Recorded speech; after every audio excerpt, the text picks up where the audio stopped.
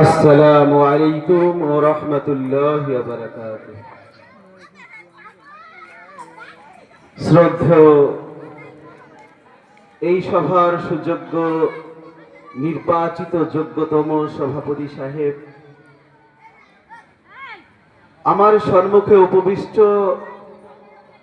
বয়োজ্যেষ্ঠ, বয়োকনিষ্ঠ, সমবয়স্ক স্নেহের বাচ্চা কাচ্চারা, তরুণ তরুণী, নৌজওয়ান যুবক ভাইয়েরা, যিনারা আমার মাইকের আওয়াজ দূর দূরান্ত থেকে শুনতে পাচ্ছেন, জাতি ধর্ম বর্ণ নির্বিশেষে সকলকে জানায় আমার প্রাণ উজাড় করা প্রীতি ও শুভেচ্ছা, ভালোবাসা আরেকটি বারের জন্য।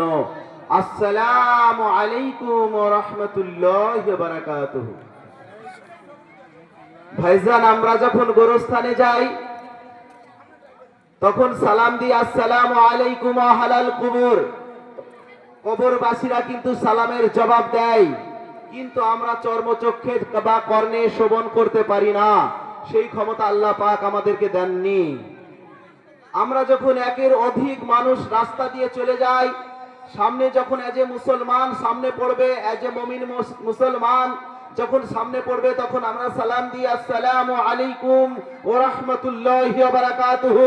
আপনার প্রতি আল্লাহর শান্তি ও রহমত বর্ষিত হোক। সকলে বলেন সুবহানাল্লাহ। উনি আবার ঘুরে বলবেন ওয়া আলাইকুম আসসালাম ওয়া রাহমাতুল্লাহি ওয়া বারাকাতুহু। আপনার প্রতি আল্লাহর শান্তি ও রহমত বর্ষিত হোক। বলুন সুবহানাল্লাহ। আমি বক্তব্যের প্রারম্ভে আপনাদের কাছে দুটি হাত জোড় করে করজোড়ে আপনাদের কাছে আবেদন করছি, অনুরোধ করছি, রিকোয়েস্ট করছি। আমি মাইনুল ইসলাম, আমাকে অনেকেই হয়তো চেনেন। আমার বাড়ি হচ্ছে পুরাতন ডিগ্রি।